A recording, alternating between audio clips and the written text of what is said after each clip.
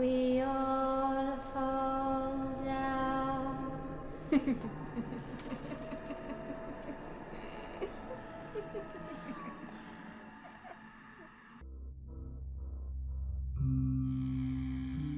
Tiens, bonjour, vous revoilà. Ça fait déjà une semaine? Laissez-moi voir. Ah oui, déjà. Eh ben dis donc, qu'est-ce que le temps passe vite. Allez, asseyez-vous. On a tellement de choses à se raconter. Enfin, du moins, j'ai tellement de choses à vous raconter. Quelques petits dessins animés qui cachent des envers du décor abominables. Et il y en a un en particulier que je voulais vous parler depuis un bon moment maintenant. Et je pense que ça y est, c'est le bon moment. Pourquoi? Eh bien, parce qu'il s'agit d'un dessin animé Nickelodeon. Et je pense qu'on a déjà parlé de ces gars-là quelques fois.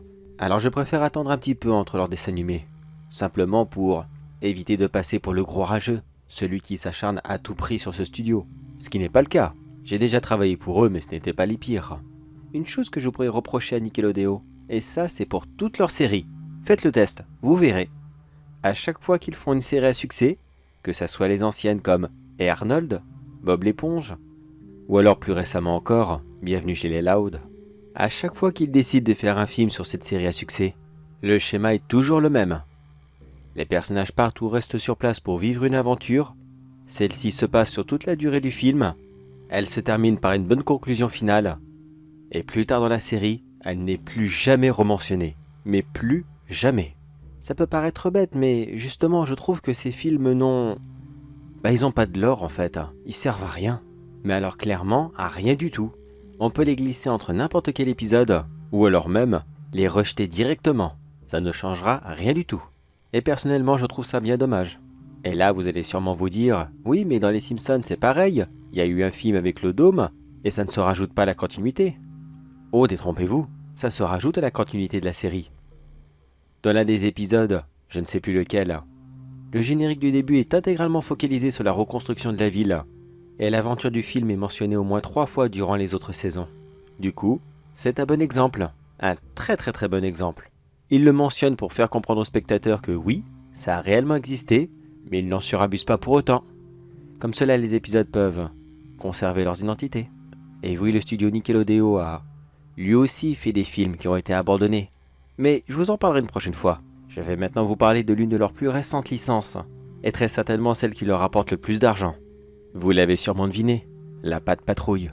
Mais avant de commencer à vous raconter quoi que ce soit là-dessus, j'aimerais vous faire remarquer que, heureusement, mais je dis bien heureusement que les personnages ne vieillissent pas. Non, parce que je dis ça comme ça, mais ils sont quand même si chiots et il n'y a qu'une seule femelle. Alors comment ça se passerait la même chose avec des vrais chiens un an plus tard? Eh bien je pense que la pauvre Stella ne participerait plus beaucoup aux missions, et elle attendrait très souvent des chiots. Ah bah que voulez-vous, ce sont des chiens, ils seraient tous rongés après elle et laissez tomber la patte patrouille, faites place à la patte partouze. C'est dégueulasse que ce que je raconte. J'espère que le géant de la chaîne va faire un short avec ce que je viens de dire. Dès que j'ai fini de vous raconter cette histoire, je vais directement lui demander d'en faire un pour samedi. Mais bon, essayons de rester sérieux un petit peu, et parlons de ce fameux épisode qui a été abandonné de la part de la patte patrouille. Car oui, il y en a eu un. Bon, en fait, il y en a eu plusieurs.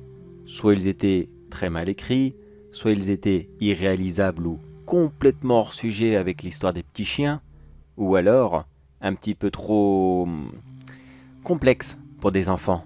Et c'est justement celui-ci qu'on va parler. Cet épisode reprenait un mécanisme qui est assez récurrent dans la série. Bon, je ne sais pas si vous la connaissez, mais je vais essayer de vous la résumer assez rapidement.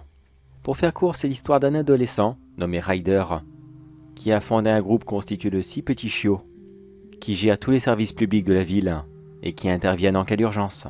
Et parmi tous les personnages, il y en a un en particulier qui avait beaucoup, mais vraiment beaucoup d'imagination. Il s'agit du spécialiste de chantier, Ruben, le petit bulldog anglais. Dans plusieurs épisodes, celui-ci s'imagine vivre de grandes aventures, puis il est fatigué et il va se coucher. Et tout le reste de l'épisode se passe dans son rêve. Et à ce moment, l'épisode part complètement en folie. Mais alors complètement. Un enfant géant, un dragon, un super-héros qui a besoin d'aide, et j'en passe.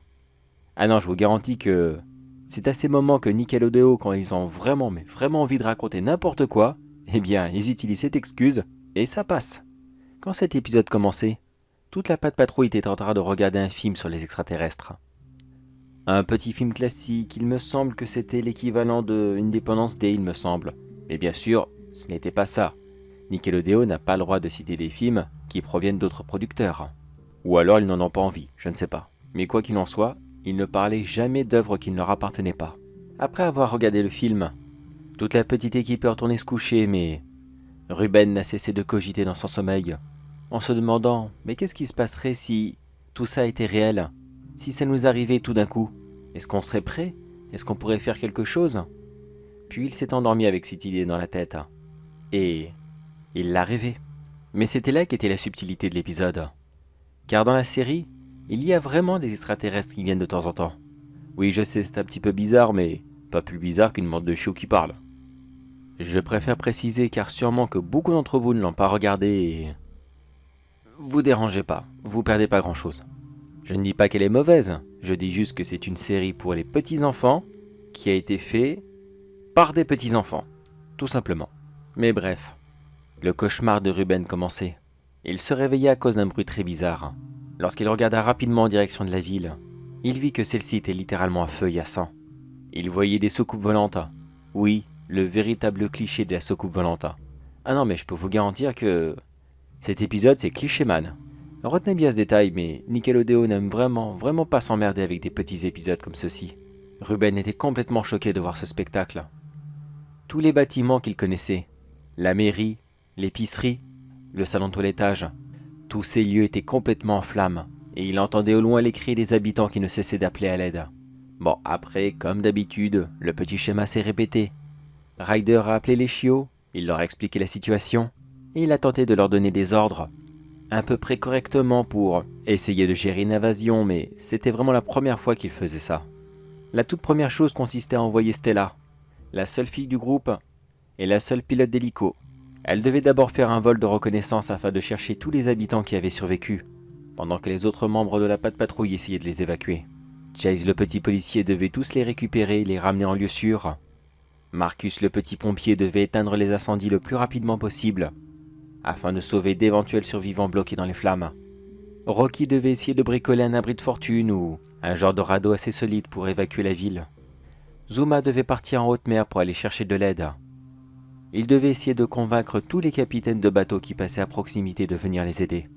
Et enfin pour Ruben, il devait essayer de remettre en état la seule route qui menait à la Grande Vallée. Celle-ci avait été détruite très tôt par les extraterrestres, pour être sûr que personne ne puisse s'enfuir. Tout le monde partit en même temps, et c'est là que les catastrophes ont commencé pour la Pat' Patrouille. Stella était la première à tomber. Elle a à peine eu le temps de se rapprocher de la ville pour rechercher des survivants, que l'une des secoupes la localisa et lui tira très rapidement dessus. Elle n'eut pas le temps d'esquiver les lasers et elle mourut sur place. Toute l'équipe avait assisté à la scène. Ils étaient déjà tous détruits moralement. Ils n'avaient même pas commencé leur mission, qu'ils savaient déjà qu'ils avaient perdu. Ils avaient perdu une amie chère, et qui à leurs yeux serait complètement irremplaçable. Chase et Marcus ont été le deuxième et le troisième à tomber. Ils étaient malheureusement trop près du centre-ville et, pendant qu'ils étaient pris dans leur mission de sauvetage, ils n'ont pas fait attention aux secoupes qui se sont très rapidement rapprochés d'eux et qui l'ont tiré dessus. Eux aussi, ils sont partis très vite. À la différence près que les autres membres de la Pat' Patrouille ne les avaient pas vus mourir. Ils étaient déjà tous partis dans leur mission, et ils étaient beaucoup trop occupés pour faire quoi que ce soit d'autre. Quand Zuma essaya de quitter la plage, il ne fit qu'une petite centaine de mètres, avant de se faire attaquer à son tour par une autre secoupe, mais qui, elle, bloquait totalement l'entrée du port, et abattait tout ce qui pouvait s'approcher de la ville. Rocky, par contre, il réussit à tenir un petit moment contre les envahisseurs. Au lieu de bricoler un petit radeau comme il était prévu, il décida de se bricoler un potentiel petit bouclier. Celui-ci lui permit de rejoindre Ryder, afin de lui expliquer la situation et de lui dire que non, ce n'était plus possible. Tout le monde était mort et il devait aussi partir. Mais il eut à peine le temps de finir sa phrase, qu'il se prit l'attaque de trop et qu'il y passa lui aussi. Ryder, complètement à découvert, profita des quelques dernières secondes qui lui restaient pour envoyer un message à toute la Pat' Patrouille. Enfin, plutôt à Ruben car il était le seul qui restait encore vivant. Mais ça, il ne le savait pas. Il expliqua très rapidement que la situation était complètement désespérée et qu'il devait fuir le plus vite et le plus loin possible, et ne jamais revenir ici. Et il n'eut même pas le temps de raccrocher son téléphone. qu'il se prit le coup de trop et qu'il trépassa à son tour. En entendant ce message, Ruben quittait à la sortie de la ville.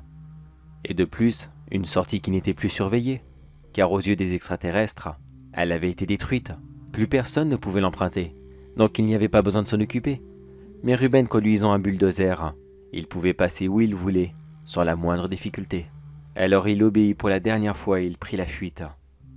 Mais juste avant de partir, il jeta un dernier coup d'œil à cette ville qu'il avait tant aimée, ses habitants qu'il avait tant chéris, et cette équipe qu'il avait recueillie quand il était tout bébé. Tout ce petit monde était mort. Son passé était complètement perdu et son avenir incertain. Alors il prit la route en direction de n'importe où, en espérant pouvoir retrouver de la civilisation et, peut-être même, refonder sa propre patrouille, en se jurant qu'un jour, si les envahisseurs venus d'ailleurs revenaient dans une autre ville, eh bien là, il saurait au moins quoi faire pour essayer de les repousser. Mais cette partie de l'histoire n'arriva pas. Il ne cessait de pleurer à chaudes larmes dans son lit et Ryder est simplement venu le réveiller, lui demandant s'il avait un problème et s'il voulait en parler. Ruben était si rassuré de voir que tout cela n'était qu'un rêve, que tous ses amis n'étaient pas morts, et que la Grande Vallée n'avait pas été détruite. Il se jura à lui-même de ne plus jamais regarder ce genre de film. Mais il posa quand même une petite question à Ryder. Il lui dit « Dis Ryder, est-ce qu'il serait possible, éventuellement bien sûr, de recruter un autre chiot dans notre équipe ?» Perplexe, il lui demanda « Peut-être, possible, mais pourquoi faire ?» Et très timidement Ruben lui répondit « Oh, je sais pas, juste en cas où on aurait besoin de se défendre ou de devoir riposter contre quelqu'un. Tu vois, un chien de garde quoi. Quelqu'un qui pourrait nous aider, juste en cas où on aurait besoin de faire face à de la violence. » Ryder lui caressa la tête en lui disant que la violence n'était jamais la bonne solution, qu'il fallait toujours être patient et gentil avec les autres, et tous les problèmes pouvaient être résolus. Ruben fit semblant de rire, mais il n'était vraiment, mais vraiment pas satisfait de cette réponse. Alors il décida qu'un jour il fonderait lui-même sa propre patrouille.